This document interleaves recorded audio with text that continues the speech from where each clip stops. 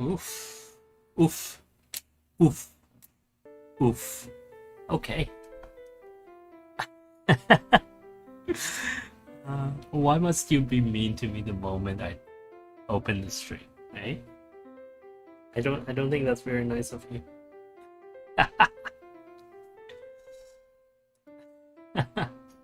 Oh, is that so? Well, you know what? I'm okay with that. Yeah. Yeah. As long as it's fair, you know. You can you can be as mean as you want to me. No, it's fine. Yeah. In the end, I still bought your company, my friend.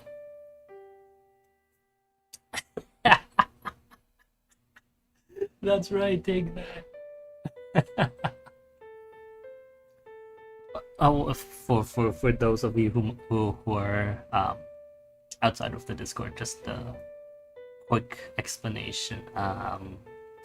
This is someone who I've worked with in the past and who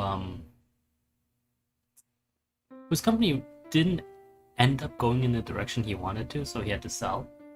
And I happened to be there with money. Well, not my money, investors' money, but still, the point stands, right? It might be like shagging someone's pretty daughter. Well, it kind of is, right? Because it's just not done. Okay. Anyway, we're gonna do this today. We're gonna answer this question. We're gonna build the next question, and then we're going to go on to our Squirrels at War. We're probably not going to get through all of Squirrels before we're done today. I'm perfectly alright going slightly longer. Well, I am perfectly alright going slightly longer. It's not a big deal. I'm perfectly fine with that. So, well, at least for today, right? Like, let me make that clear. For today, yes. I am fine with going a little bit longer just because it's, we have a lot of stuff to talk about. So let's get started. Okay. I'll not mention that again. Anyway, so again, just some to recap. This is basically a 1870 scenario where a dark gray force and the blue force war was declared. Dark gray is moving towards the northeast. Blue's capital is sitting somewhere in the northeast, and we are going to go and look at how this particular battle, because this is just a battle, right? It's not a war. So we're going to look at how this battle plays out, at least how I think it plays out, and then we're going to change it up a little by including a new kind of icon on the map, and pose that as the next question. Right? Okay, let's get started. So essentially the point here is actually very simple, right? Like, Black wants to force Blue to engage in a battle, destroy the Blue army, so that it can capture these 5 towns and push towards the northeast. Now, these 5 towns aren't that big, right? Like, this is what? If this is 5 kilometers, that means this town is 10 at most, 7.5, 5-ish, 5, 10, 10-ish, and then 5 here. So the town itself isn't that big, but that doesn't mean it's not, or the area itself isn't that densely populated, but that doesn't mean it's not, right? So, like, these towns themselves can provide some very good, very good defenses. So actually, let's start with P1. Lock this, set that to 10% opacity, and then we're going to attempt to answer this question via phase 1. So phase 1, I would probably set and this is just me, right? As a amateur military commander, I would send it. Oh, oh yeah, that. Um, and then that's that rectangle. Let's log all of these. Let's say this is phase 1. We have our dragoon regiments in the west, but crucially we also have artillery, right? So our artillery, if we look at the way that the technology ended up working out, our artillery is dramatically better than blue's artillery. And so we're essentially, okay, no, I shouldn't move it that far that quickly. We're essentially going to move this as a core forward. So town A has been captured. Yes, that's a good question. That's a good point that I didn't really think to talk about. We're going to move this in this direction, and the idea is for this to capture this hill so that we can then put our artillery on top of it, right? So town B as a whole is not viable as a like in this era. There wasn't usually city fighting because once you've surrounded the city, it's really difficult. Like I've poked at this question enough times to have a fairly good understanding of the answer, that it's probably not advised to fight over towns, right? Like the city fighting is only really doable when you have. Oh yeah, that's something I never really considered. But yeah, like city fighting is really only viable when you have industrialization, like proper full industrialization, because then you can only then can you make enough bullets. Well, exactly. Like you're not actually wrong, right, when you say that. One of our boys offered the suggestion that it's difficult to fabricate, mass fabricate ammunition if you have to do it by hand. And absolutely, that's not to say it's not doable. It's just that without proper industrialization, you don't really have the ability to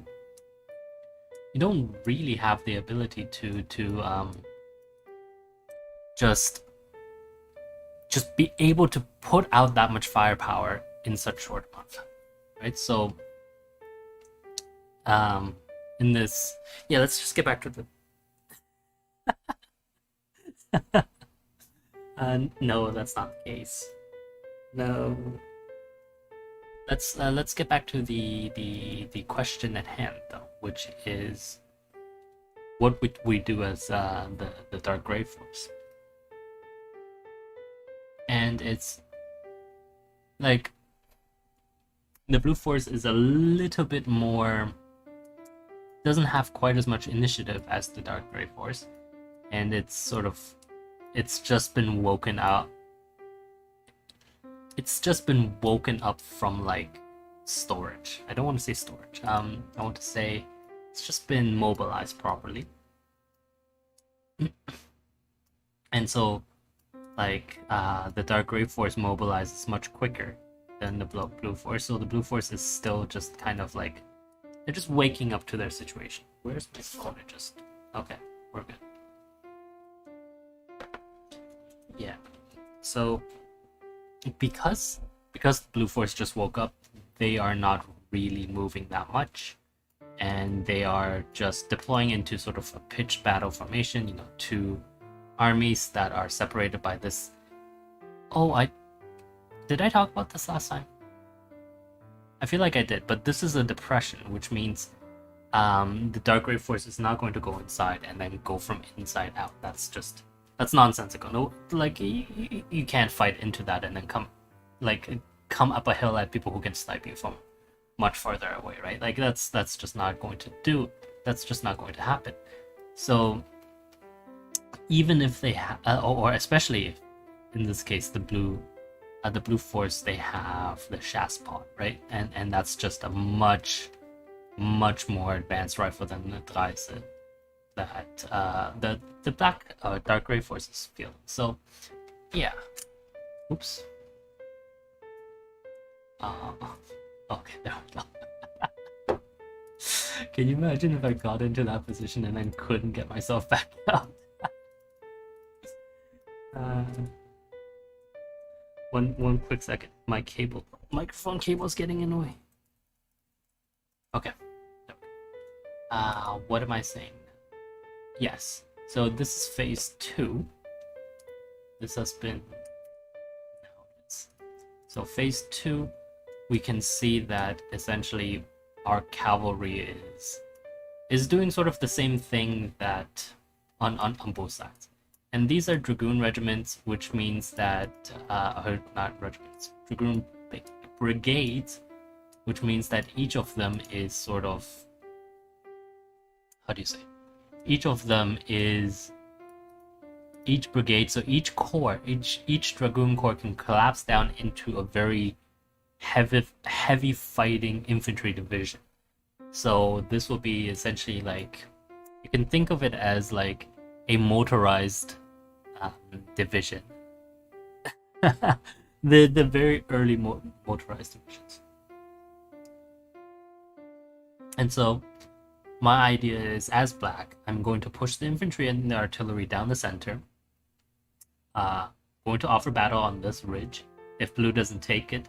Because if I offer battle on this ridge, if I am able to cleanly capture this ridge, then the artillery are in perfect position. And because our artillery are much better, like overwhelmingly better than blue artillery, we've essentially covered town B.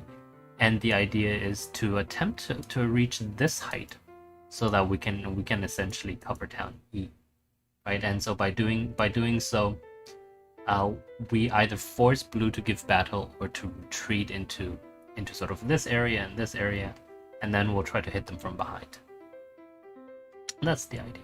So since in the first turn blue didn't do anything, we have essentially managed to attain this ridge, and I'm of the opinion that the blue commander will not offer battle here.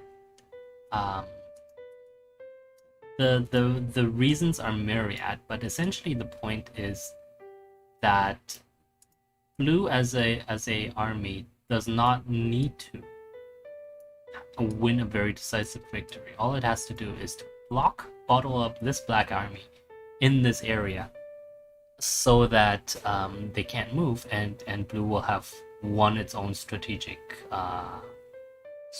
victory, right? So the idea for blue is to just simply survive and be the most annoying it can be, and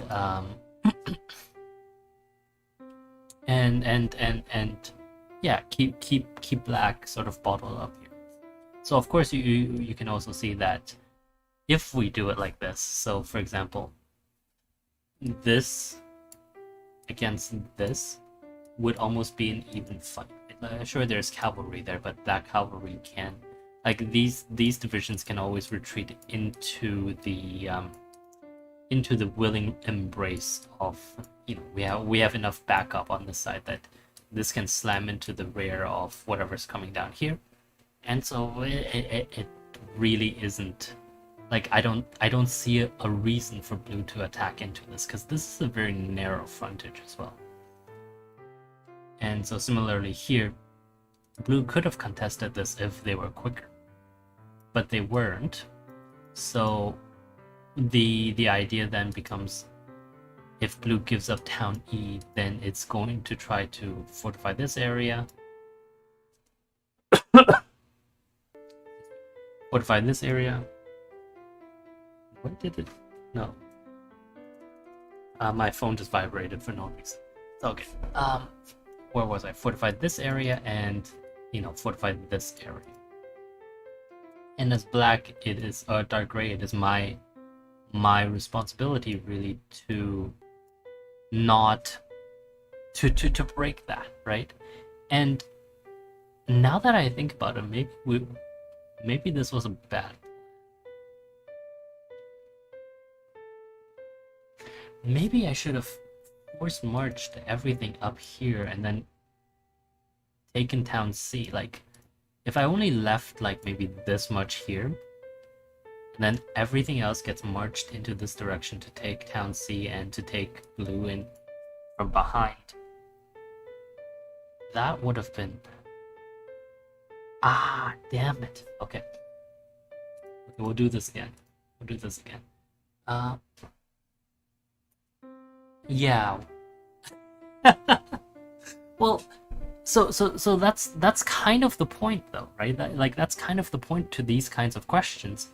It is that what can we do to force a decisive battle? And I'm of the opinion that actually, if we look at P2, I'm of the opinion that this isn't a decisive battle. And we'll actually come back to this. I think when we actually plan the next question, because this kind of thing will lead blue to... Oops. Let me just move it, because we're simply going to use that as the... Oops. As the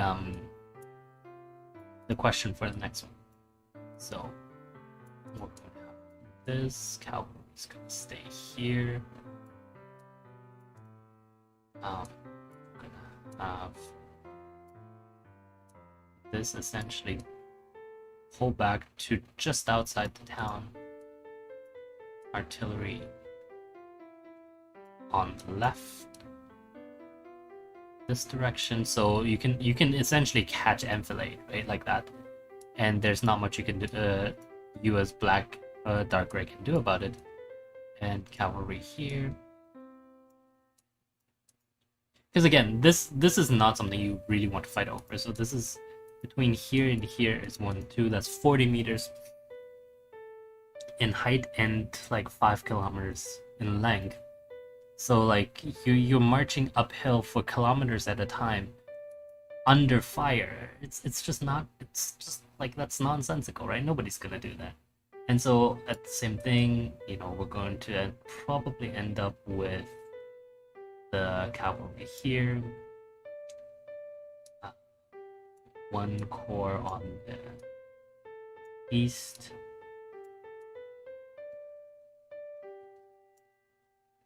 like this, and this, and then the cavalry here, or maybe here, right? Like, is there anything that's more demoralizing than marching uphill towards a cavalry charge that's coming downhill towards you? Like, that's just... Speaking of, we should put this cavalry here, right? Like, if anything comes down from this, you straight up, your horses come charging down at it, and like, even at that point, even if you form a square, who knows, man?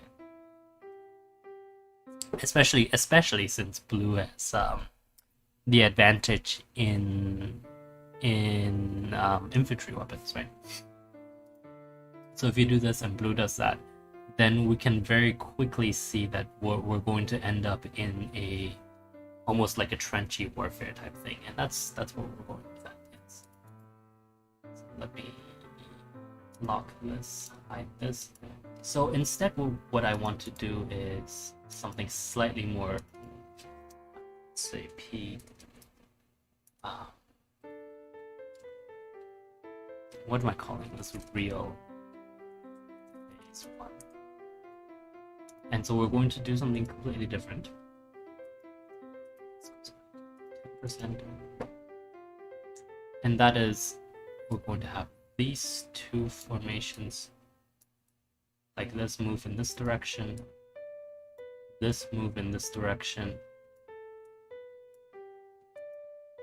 Oops. Like this. And so we really, what we're doing is we're using a 3 corps to make it look the same as this, or as this plan. But everything else is going to move in this direction. So we have, all of this. I'll move it separately. So I'll have this. sort of march like that. These guys march like, oops, march like this.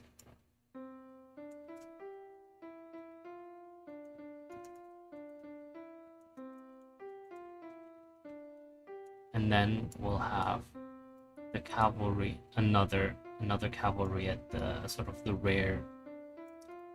And we don't want these guys to be that quick for reasons that are, at least to me, self-evident, because, you know, like, we already have these skirmishers in front, dragoons in the front. So if blue ends up doing something very bad here, like if blue launches all out assaults on these formations and they collapse back into town A, our rear guard like this can still turn around and do something like, you know, defend this area, right? Skirmisher along this area to make sure to buy this army time to either destroy town C, or to loop behind, or to destroy one of the armies. That's essentially it. So this will be here.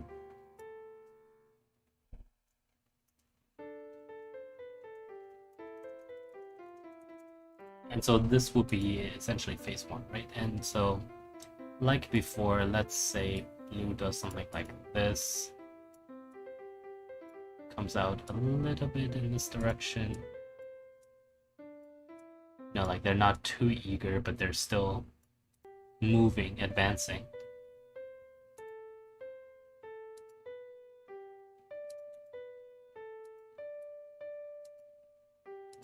So this is phase 2 now. Phase 2, all of these formations have moved in this direction.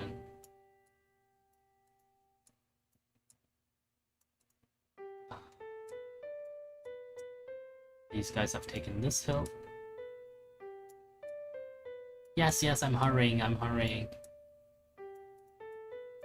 These guys have taken this hill. And these guys are in the process of taking this hill. Right? So, like, they don't have to come all the way up to here. As long as these artillery are sitting along this line, and, you know, we have some infantry here to cover them, there's nothing that's going to, like, come down this route. Right? Like, there's just, it's not gonna happen. 40 meter hill in that distance, that is what? That is, oh, I can't move that. But that is like 1 or 2 kilometers, so that's pretty steep hill. And you're not going to go up that against constant artillery barrage.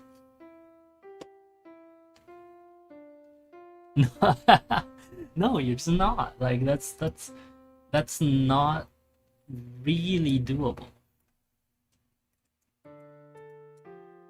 So let's say in the meantime, these guys have moved forward into skirmishing range.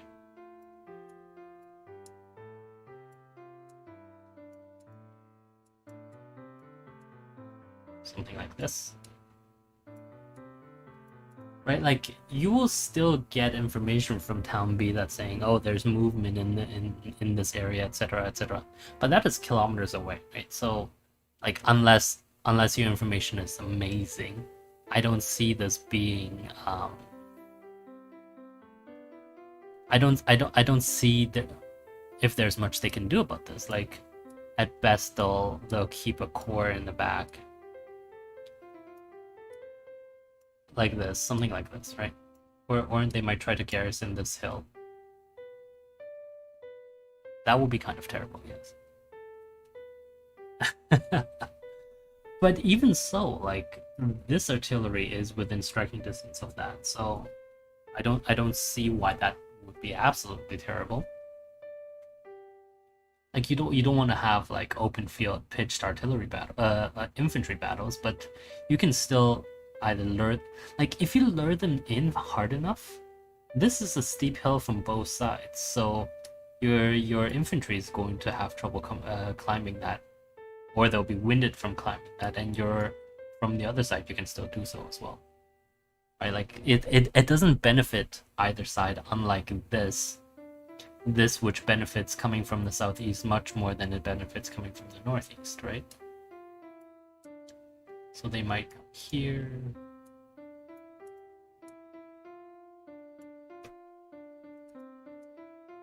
Might do something like this.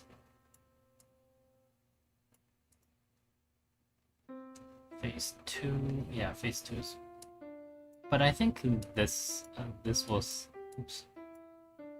this will remain in this direction, simply because I don't see the signaling being that powerful, if that makes sense. Yeah. Like, in this day and age, civilians weren't necessarily a very good source of information to begin with. So then if they weren't, you'd have no idea.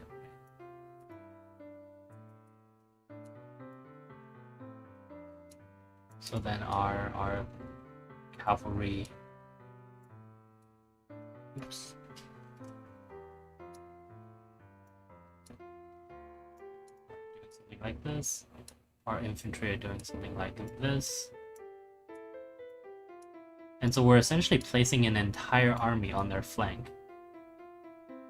And with the idea that they don't notice, and that we'll just like rain down artillery shells on even from this area, right? Like if these artillery just push up onto that hill and then just show up on this side, then this army itself is basically routed. And we're going to assume that this army moves forward. Right, because even if you have good artillery, if they find out that you're only firing from this end and that you're being completely ineffectual on the other ends, then they'll still attack, because it is weak, right? Like this is a weak force. So maybe we'll have the cavalry now in this direction, just in case. Actually, maybe here, like that. Hey bro, welcome back. Yeah. I mean, forget that. How was your trip? Yeah, excellent. Well, I'm happy to hear that.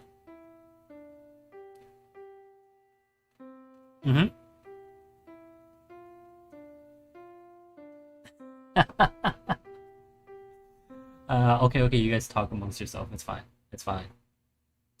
Let me just finish this so I can continue, alright?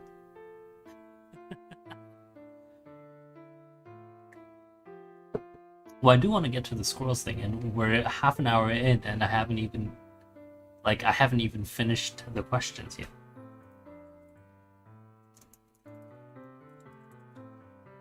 Yeah. Well, what? Like just the last one, really, because once you're able to burn this army,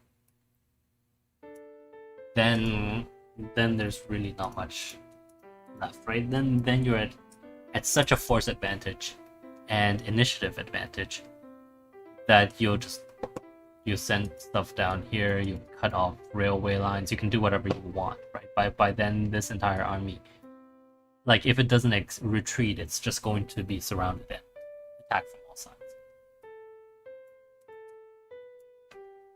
And that's essentially what's happening here. Like, we'll have these dragoons come out just like that. We'll have artillery just like setting up on this hilltop, and then we'll have 3 corps of infantry just straight up appear on their flank. This will be here. I'm not saying that these are like the ones at the very back are going to move to the very far end. It's just easier to move them like that. So we'll have these guys just like this.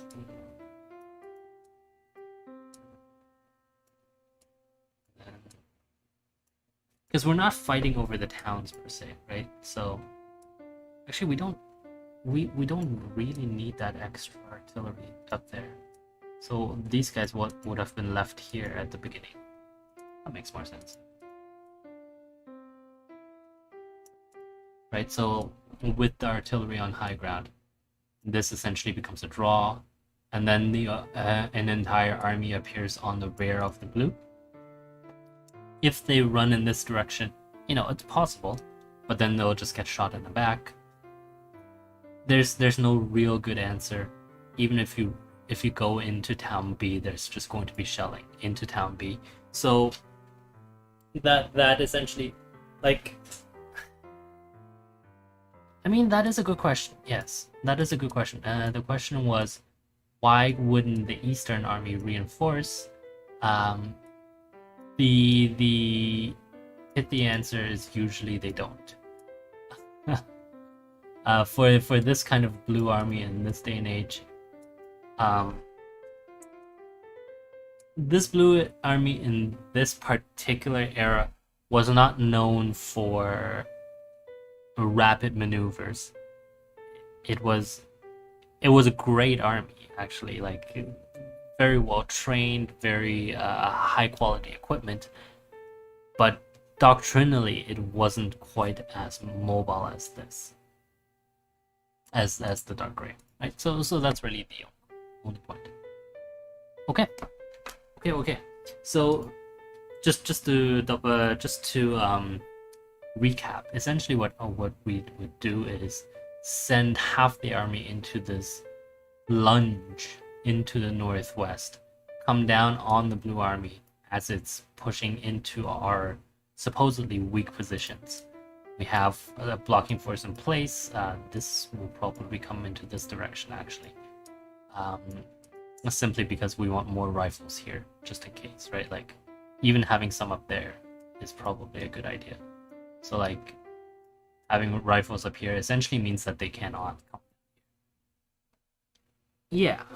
So you're forcing them, you're channeling them into this narrow, I wouldn't call it a valley, but this balcony here, where they'll just get torn apart by your artillery, right?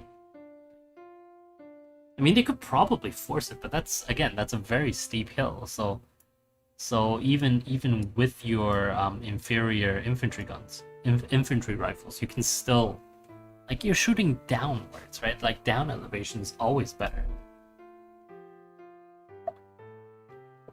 Oh, by far, yeah. Like, down elevation, think of it this way. Not only do you gain the benefit of gravity, which will actually accelerate your round as it falls, your enemy will have to fight gravity to shoot upwards, which means the bullet at equal distance will not only be slower, but also very much more difficult to aim, because muzzle speed in this age was slow enough that at a high distance, and like when you're at more than like a couple hundred meters, that you're using ballistics to drop the bullet onto the person.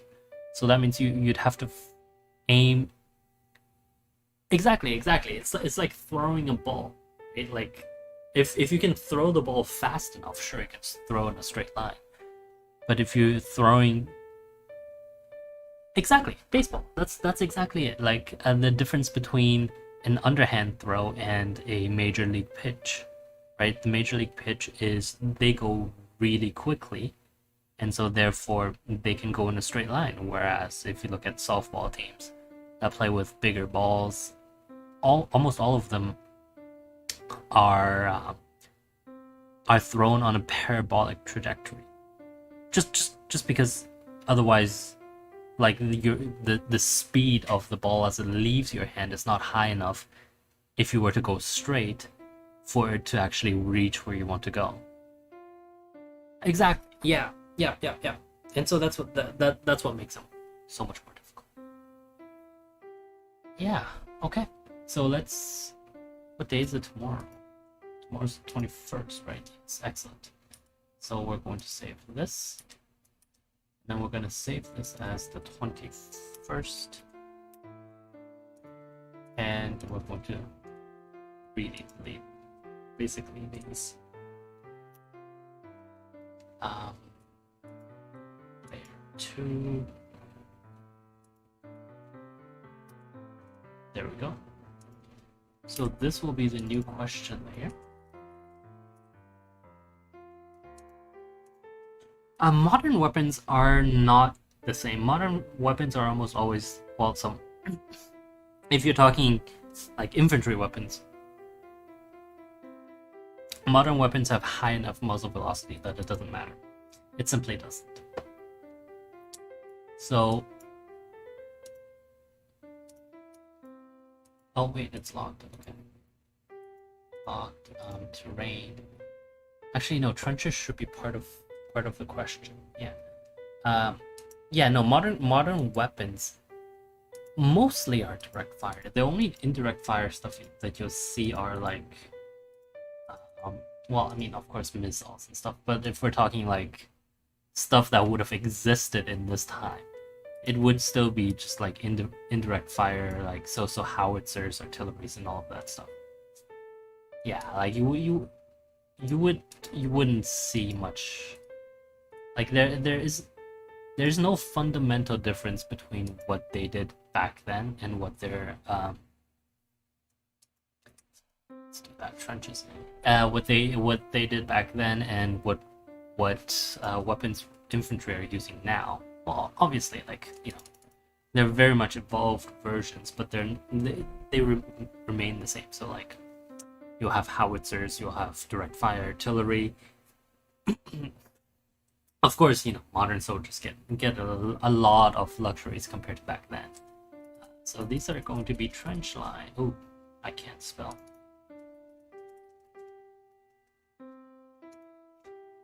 That's a good question.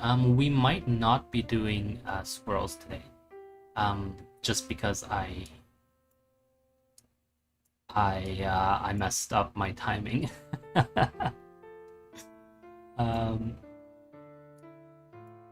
So we'll have the advantage of the hills here.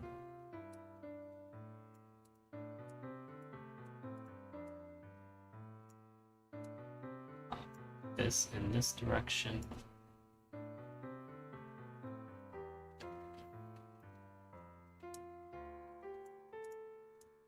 Well, this core in this direction. And because this artillery is on 20, 40, 60 meter high ground, that, like, it's not completely overwhelming, but it is a dominant position. And so what that means is mostly we'll see stuff like we'll see trenches develop here into this town, and you know, there's an entire, I would call this almost like an army's worth of dragoons, right? So if you remove enough forces from here to take on these dragoons, then they'll just push through. So you cannot. But left alone, these dragoons are not able to penetrate these lines, and so it's a stalemate on the east. Let's put down their respective trenches. So we'll have trench in this direction.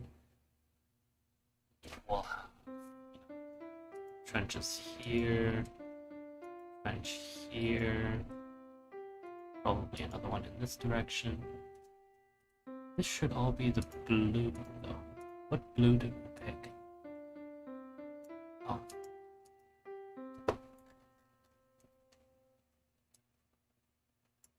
Excellent.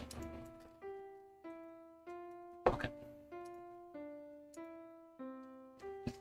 Same thing, and it's actually a little bit easier on this side. It's just one gigantic trench like that. You'll have, you know, support trenches like this. You might have a few here, a few here.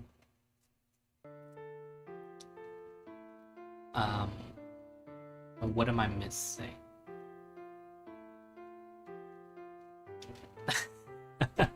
No, I know I'm missing blue.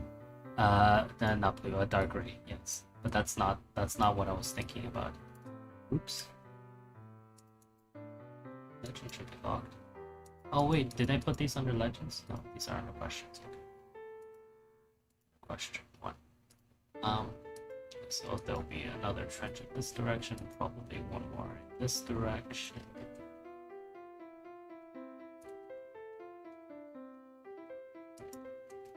That. And probably one here.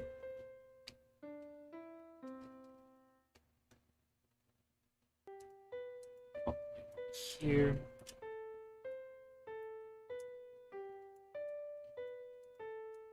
And you see something like this. And again, the same kind of thing.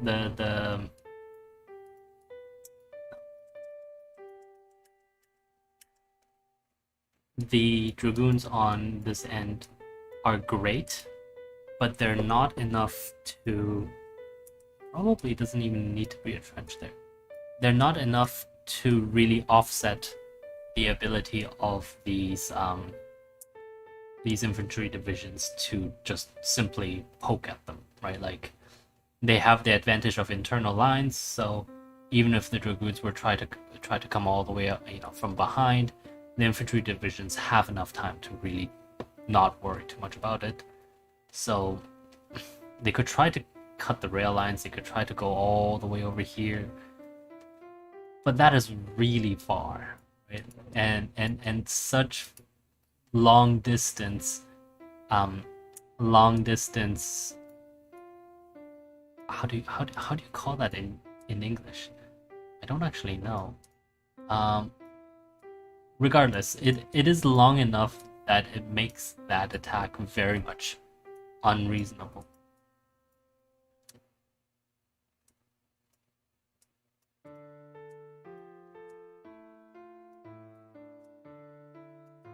So let's say we have. Oh, that's a good question. I don't think I've talked about it. This will be a question for black still. Yes.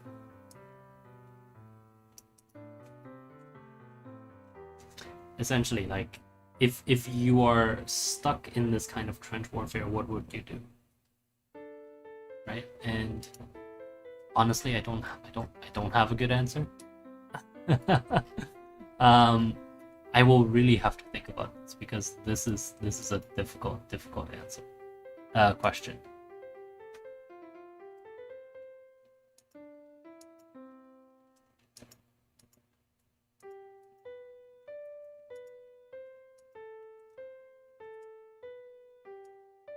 We're not putting the artillery up here.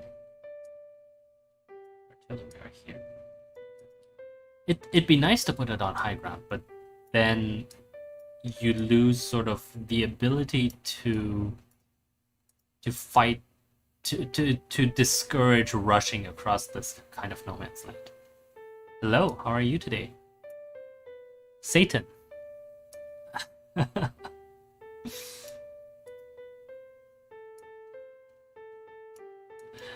So yeah, I'm talking to a Twitch viewer. Yes. Yes, again. It turns out that you guys aren't the only ones that watch my stream. Isn't that nice? I'm well. How are you? Let's see. We'll need trenches in this area.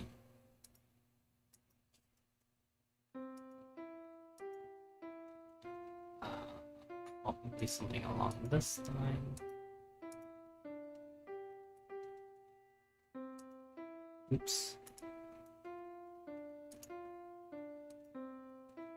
This line and this line. Excellent. Thank you for watching me play with toy soldiers today, my friend. Again, not you guys in the Discord.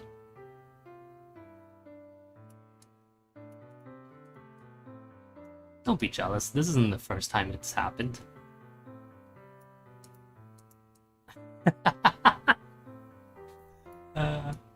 Okay, you can be a little jealous. That's fine.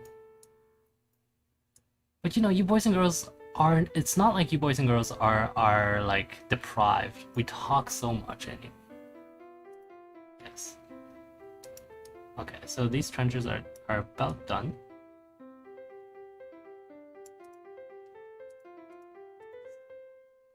Let's see. So as dark gray, what would you guys do? Because I have no idea.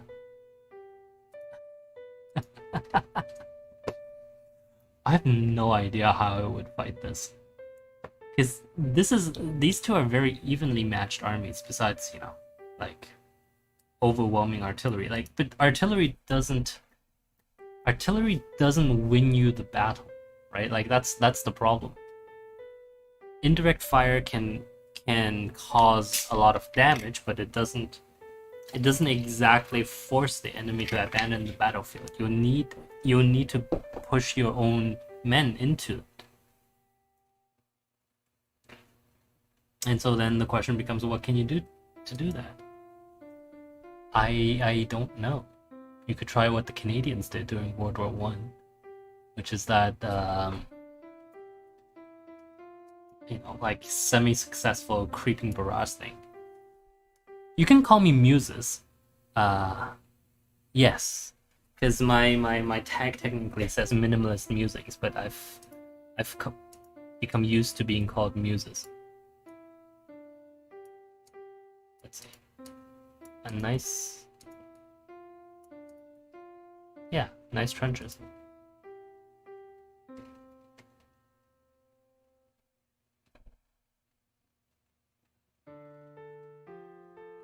Okay, perfect. Yes, we are done here. Let's see.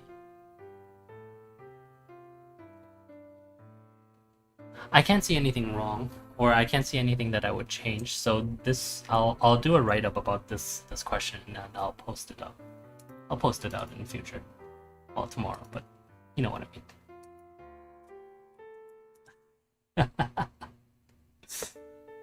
Yeah. Yeah, it'll be out tomorrow. Relax. Relax. What is it tomorrow? The 21st? Yeah, muses. That's exactly how you spell it.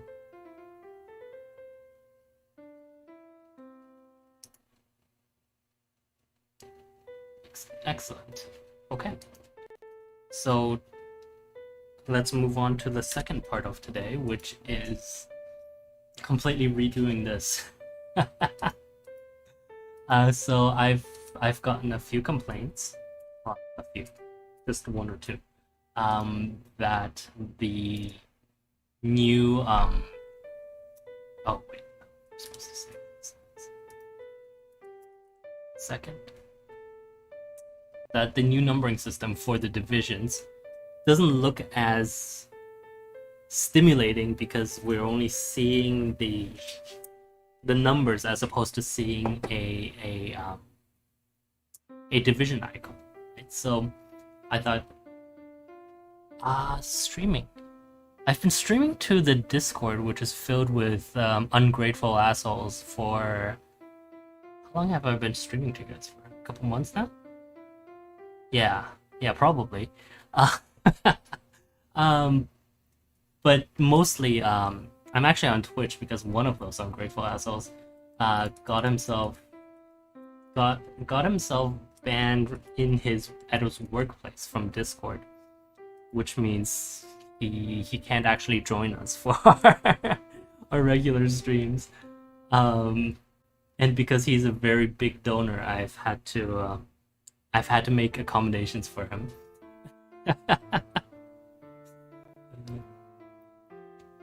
Well, well, no, he pays for all this Friday streams, so of course he needs to actually be able to see them, right? Yeah.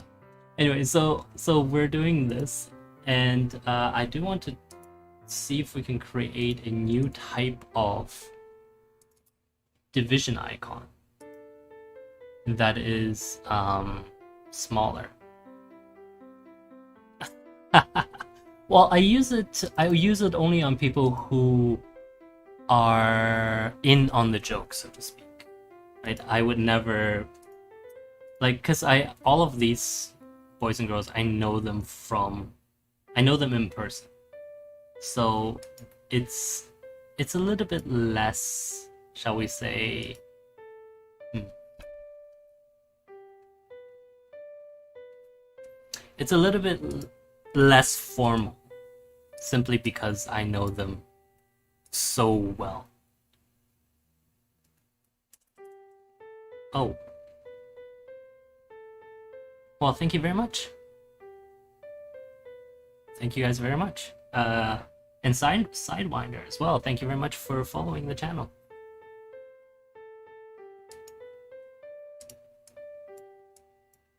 Like I'm very happy for this. We are still going to have formation ID, but oh, oops.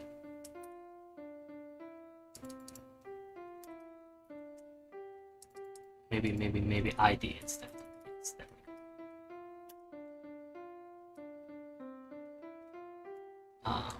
No, like that.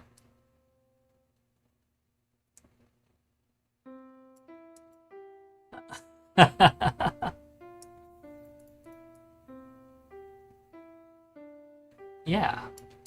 Well, it is some. Thank you, Sidewinder, again. And as for my friend Satan, it is something to thank you guys about, because at the end of the day, you know, like I'm here because I enjoy talking, and it's nice when someone actually listens. Like I think it's very, yeah, it's just very nice. Let's see, how tall is this? This is 100. So let's change this to 105 and 5. Excellent.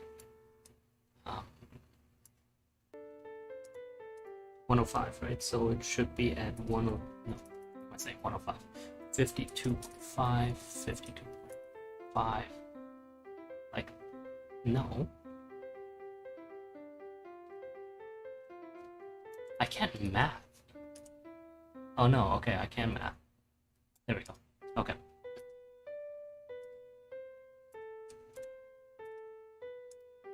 Okay, so we are going to use that. Oh, I overwrote the old.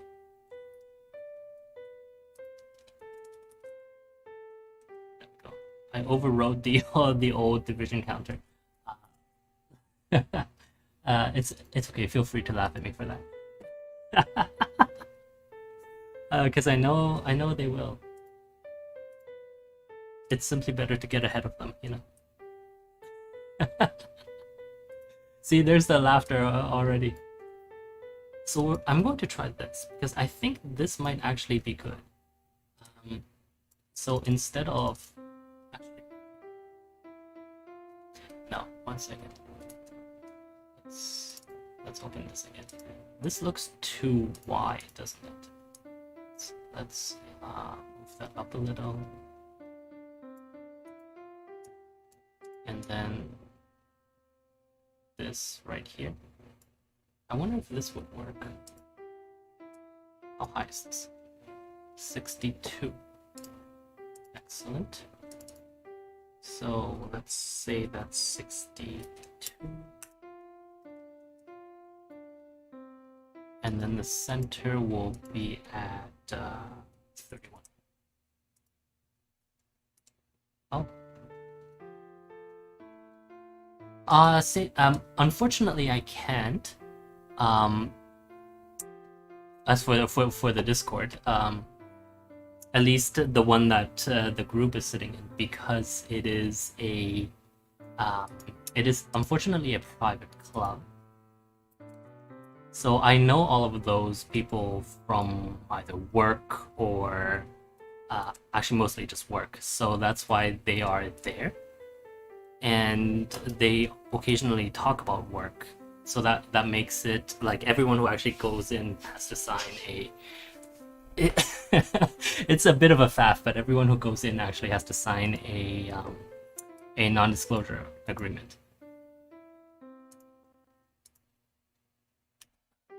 Speaking of though, I should probably have a an actual Discord though. You as well, Sidewinder, my friend. Have fun. Uh, it feels, yeah, because it feels like I don't want to just talk to these guys all for the rest of my life. So it might be good for me to start a separate Discord. Or how does that look?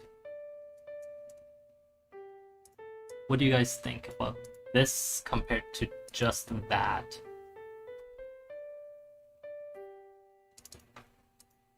Maybe down here. Maybe like this.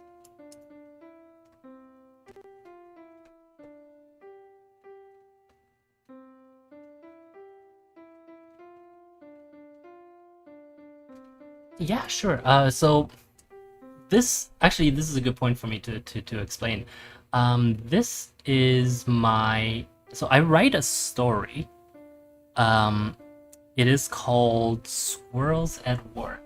Actually, I can that link I can send. Let me just pull up that link and I'll put it in chat.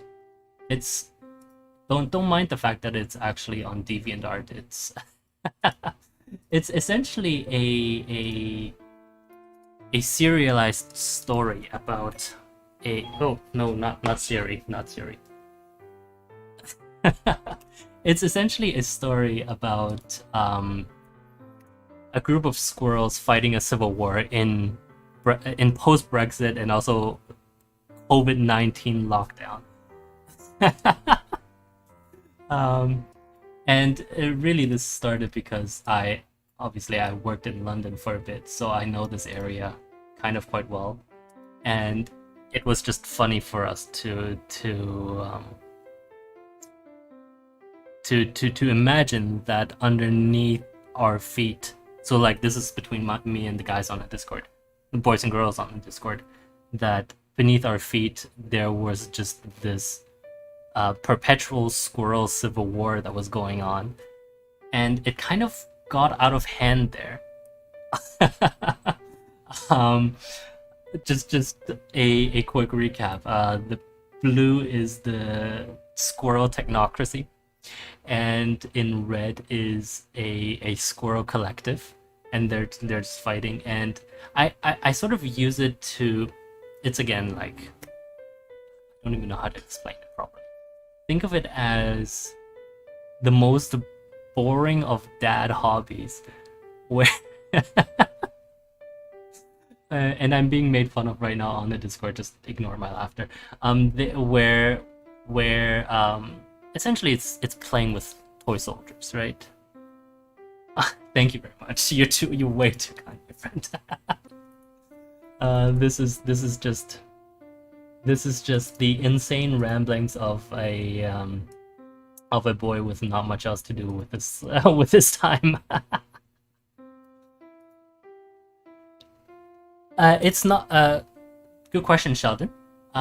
This is not visible to humans per se. It is like, at least in my headcanon, this is something that we are completely blind to.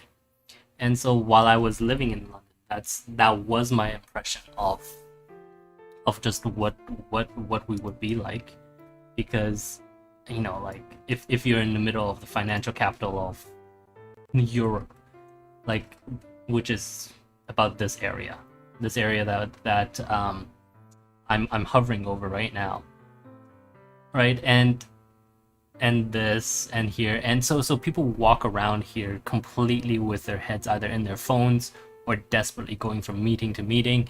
So humans are completely unaware of squirrels that are shooting each other and firing artillery shells. um, and we have like combat engineers of squirrels who employ rats to carry shields for them. It's crazy.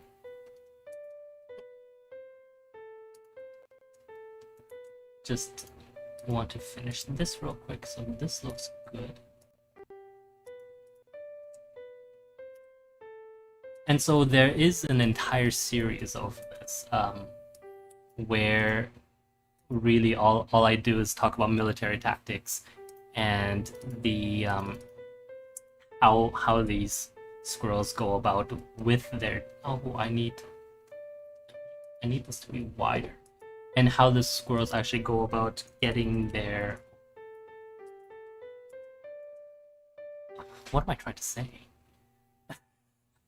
How the squirrels go about actually fighting, and the big issues that arise there and what happens. It's quite involved.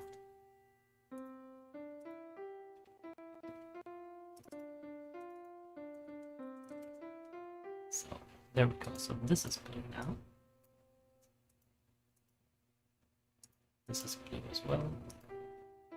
And so today I was really I wanted to focus on replacing what were just numbers with something that had a little bit more iconography to it. Because if I pull up something from before, just real quick.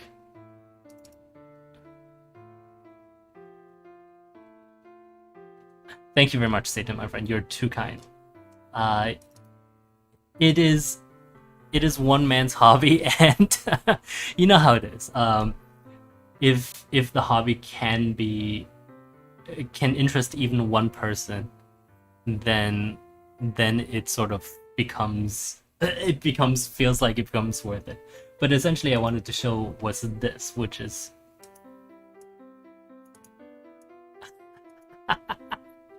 yes, that's exactly what you should be doing, Sheldon. Every squirrel that you hear that is making a noise, they're actually throwing around battle orders, and so you're too kind, Satan. Essentially, this is what it was like before. We can see all of these. These are NATO symbols. So NATO, the North Atlantic Treaty Organization, when they're talking about armies and soldiers, they use these symbols to denote divisions, army corps, army groups. And so I decided to just throw some squirrels into the equation. And as we can see, this is from a few weeks back.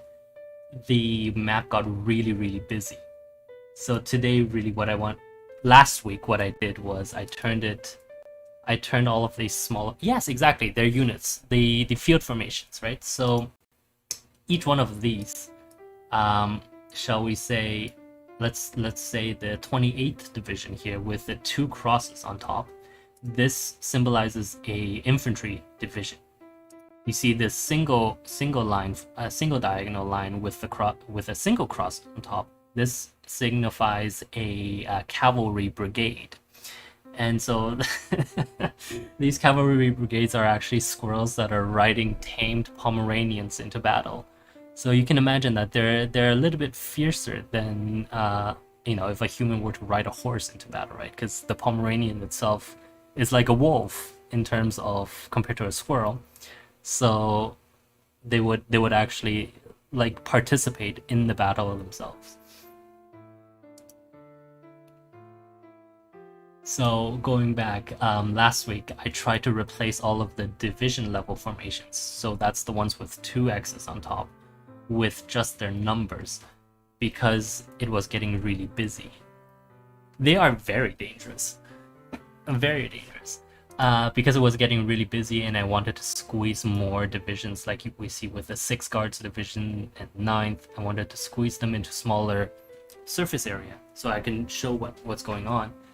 But if we just have the numbers, the map itself becomes a little bit less, well, to the people that really like this kind of stuff, it becomes a little bit less sexy, right? Because they crave seeing all of these unit counters, because this is like there are whole tabletop board games dedicated to this, right? So they crave to see these unit counters all over the place.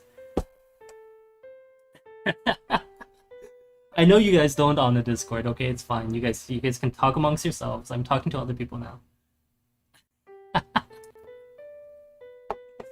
So I'm trying to see if this oh oops this might be a good compromise where we have a small counter showing that it's the division and showing that it's the 22nd division. And so now I have to unfortunately go through and replace basically every single one of them.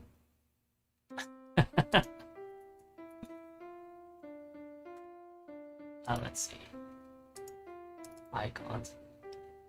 What is the root reason for the Squirrel Civil War? That's an excellent question. It's ideological. So I drew on sort of historical inspiration. I drew an historical inspiration, and so the forces in blue are considered they're very much about liberty, about personal freedom, and quite being how do I explain this? Simply being free to pursue their own lives, liberty, etc., etc. And the red squirrels are known as the Squirrel Collective, and they're much more about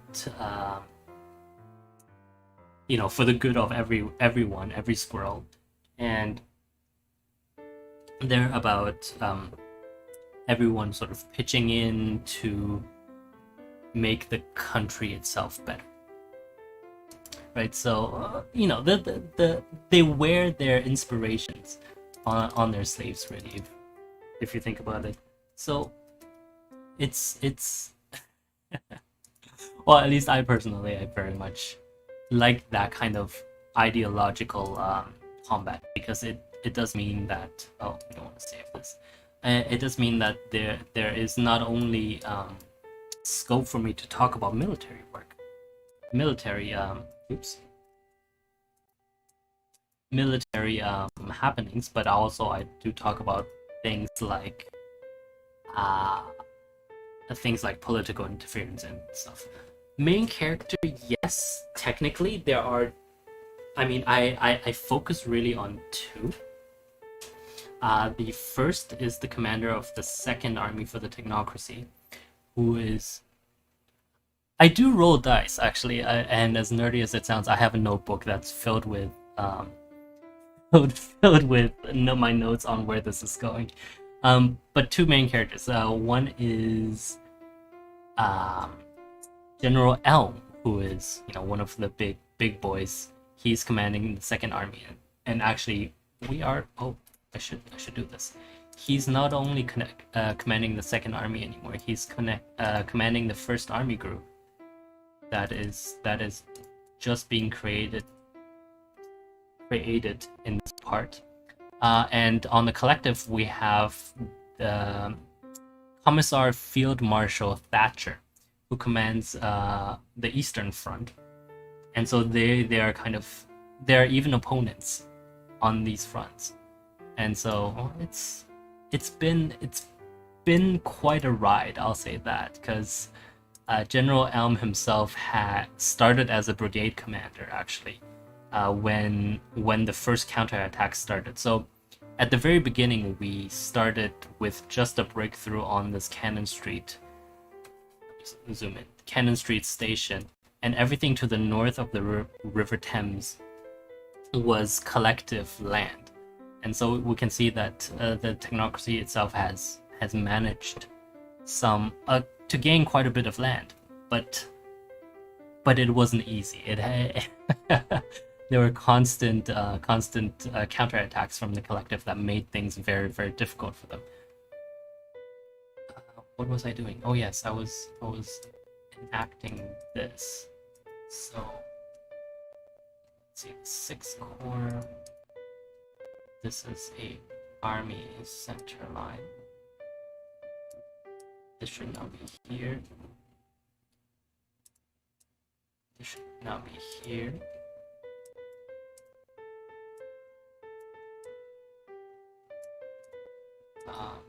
And this should actually be 9.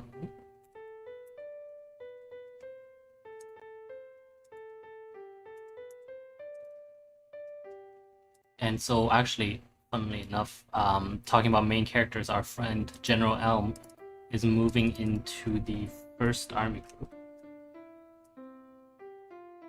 of the technocracy, because they decided that it was necessary to have an army, a formation that sits above the army level, so that he can sort of keep an eye out on this big front here, as well as the offensive that's going on in this direction.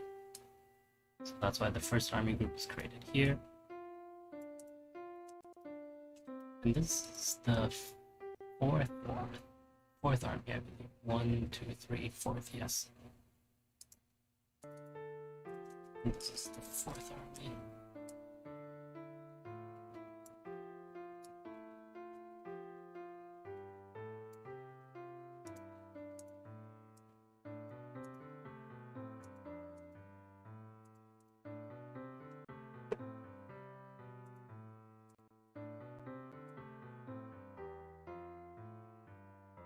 Oh, the number of X's. That's a good question. The number of X's determines essentially how big the formation is. So 2 X's means it's a division.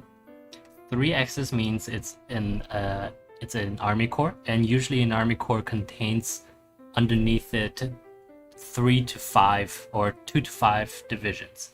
So as we can see, the 4th corps here commands the 22nd, the 5th, and the 31st. 4 X's represents a full army, and usually an army commands 2 to 5 army corps. So this is so underneath the first army we have the 4th corps, the 9th corps, and up until yesterday the 6th corps. And so we just created the 4th army, which itself is now going to take over the 6th, the 3rd here, which has moved in this direction, and we need one more corps level formation here. Here we go. I think we're on the 9. Yes. So this is the 9th corps. And this is just usually the way that the military handles things, because it is prohibitively difficult for commanders to command, a large, very broad section. So they have to delegate, and this is how that delegation happens. Essentially, the technocratic high command is somewhere down here. They tell General Elm, Maplewood, and River Spring, I believe, what they want to do, and then they plan based on that. They plan based on that, and then move to, for example, Elm would tell the 4th army and the 2nd army what should happen, and then the 2nd army will tell the 7th corps, the 1st corps what to do, etc., etc. So it's one big delegation battle.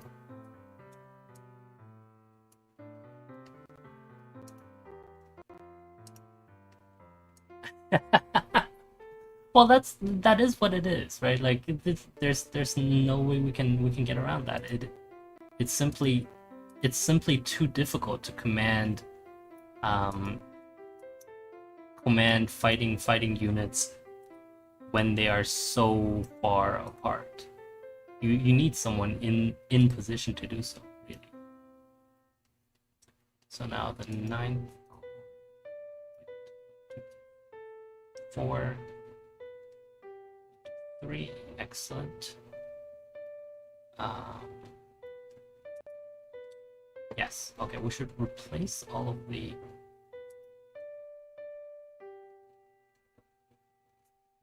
you mean these circles here? For these guys? These are the range of the artillery units. So you see the 3 bars up top? This actually denotes a regiment, which is 1 level below brigade, which I don't have anymore. Brigades... The dash line here is the front line. The circle is just the range of the artillery that is able to fire, essentially. Yeah.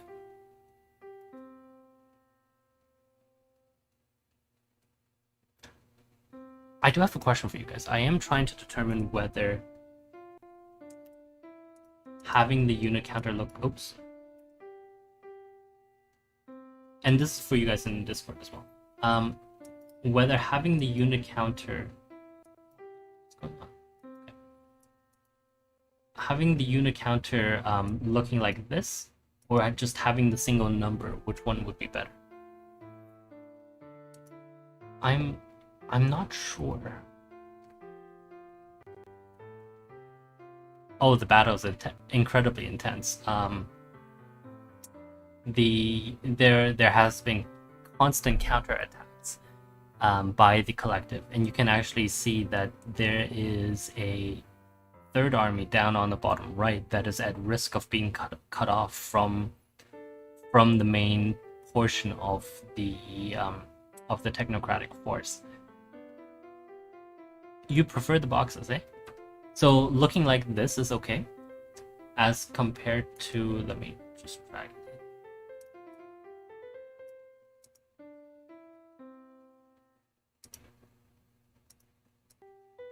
As compared to something like this. This was just too big, and I really didn't have enough room to put them. So I guess it does help to show this because it is very visually stimulating, right?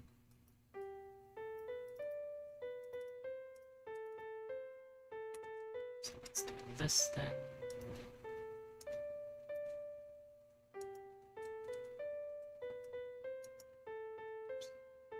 Oops. Oh, come on. Mouse. Yes, there we go. So then this would be 8th Corps. And not 8th Corps, 8th Division.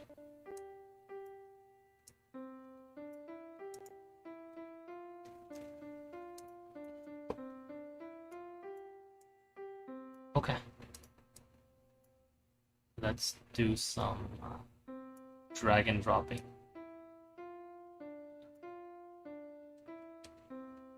Coincidentally, actually, can we do a quick time check? 1 hour and 17, excellent. That's not bad. We'll continue for another 15 minutes and then I do have to go. I have unfortunately a call with Hong Kong because it's Monday morning for them, right? So work never sleeps. What do the arrows mainly say? Yes, that is exactly it. It shows the direction of their attack. Actually, I can go back and show this. The filled-in arrows shows the direction of their movement, whereas the hollow arrows, or rather, the filled-in arrows show the direction of their attack, whereas the hollow arrows like this show things like reinforcements or internal movement.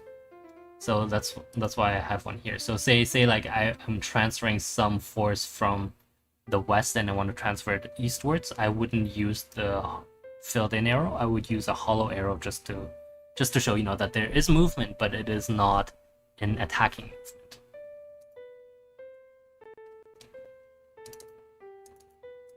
Wait, what was this? 31st? Yes.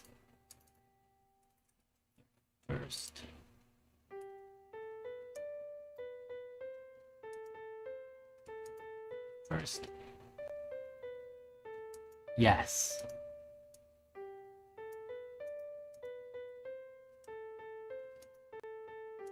And part of what makes this really quite hilarious for myself and for some of the boys and girls in the Discord is that we all at some point in our lives have worked basically in these buildings, so it makes it, oh, excellent. if you don't mind me asking, whereabouts in the Middle East? But yeah, so like we've worked. I've actually been in the Financial Times building quite a few times for actually work unrelated reasons. Now that I think about it. UAE, are you in Dubai? 33. Yeah, yeah. I've been to Dubai a few times for work. Yeah, it's I love that city. Like my two favorite cities in yeah, my two favorite cities in the world are Dubai and Hong Kong because both of them are such demonstrations of sort of humanity's will over nature, if that makes sense. Like Hong Kong exists as, you know, the most dense city in the world, clawed out of the ocean and clawed out of the mountains, like bedrock.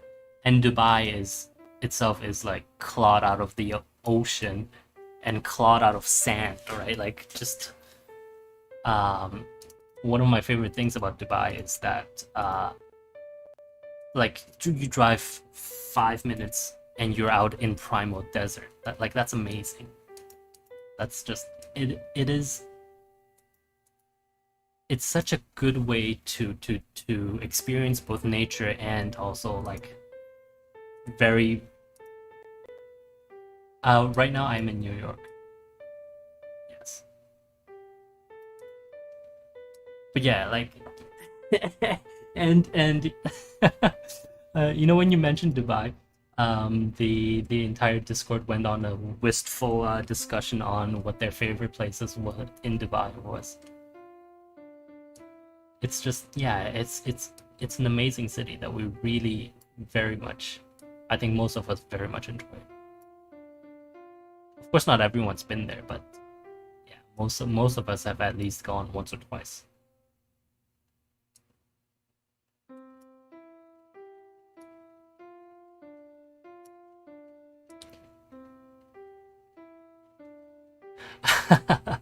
they they don't get much entertainment outside of listening to me because they're usually busy trying to run the world according to them. Though none of them are actually very senior people. Uh,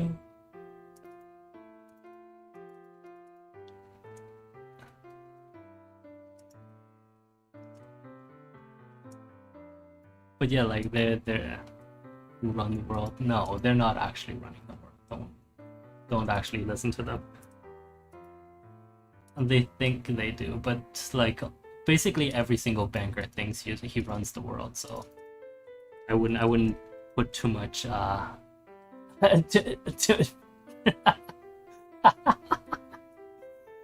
no, I've never claimed that I do. Okay, I would be the last person to claim that like I just want to have fun, bro.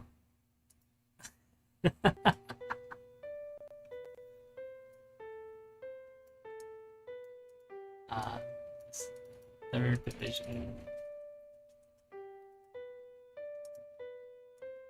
Ooh, that's not right. There we go.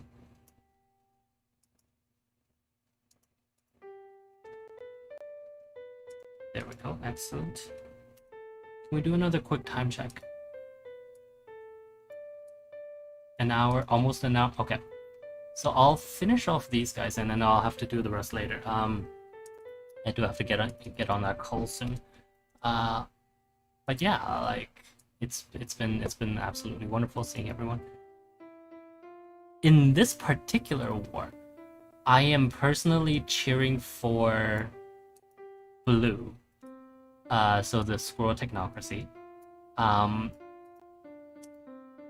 but I think there is a certain amount of nobility to the red faction, at least in this particular squirrel-based civil war, that that gives them, you know, like they're fighting very hard for what they believe in.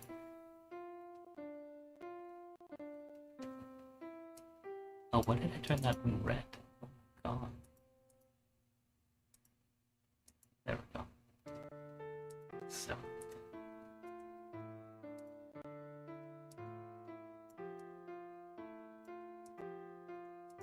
And also, my friend Satan, in case you were wondering, I don't only do this.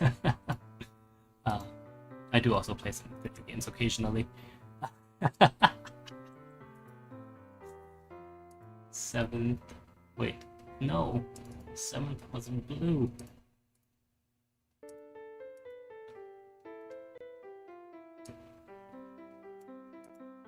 Is it time to go? No, I have a few minutes. We're okay still. I do like these new counters, actually, I must say. They are quite nice. Like, they don't take up that much, oops. They don't take up that much more space. And they are also, like, fairly definitive about what they mean, right? So, it's nice. So this is here. Move on there. This war in itself doesn't really have mercenaries, if only because it is quite industrialized. So even though I am limiting the squirrels themselves to essentially 1870s technologies, their industrialization is much better than sort of equivalent human society at that particular time. So these are all semi-professional armies that were created. Yeah. 7 cards. Excellent. Excellent. Okay, yes, you're right. It is time to wrap up. Thank you very much to our administrator for reminding me. Yeah, it's been fun today. We first talked about a whole bunch of other military work, and then we've talked about a whole bunch of squirrels, which is always fun. Before I end, do we have any last minute questions?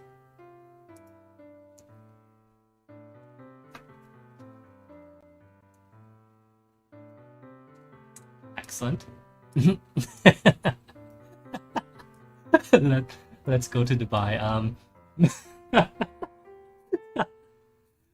Maybe when lockdown ends.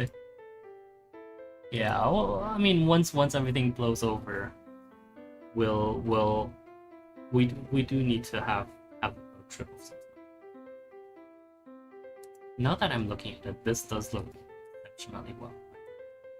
The different the small divisional counters, and then thank you very much, Satan, my friend, for joining us today. And thank you, Sheldon, for joining us over on the other side. I hope to see you guys again. It's been a lot of fun, and you guys also help make the Discord more jealous, and that often means that they will pay more. Which is kind of great, since I still haven't really accepted their money to begin with. Okay, in conclusion then, I think that's it for today. Yes, I'm about a minute out. Thank you very much. And yeah, that's it for today. Oh, right, yes. How can I forget the most important part? Please don't use Google Chrome. It is not a very good piece of software. Please download Firefox, and I shall see all of you, hopefully our new friends as well, tomorrow. Bye-bye.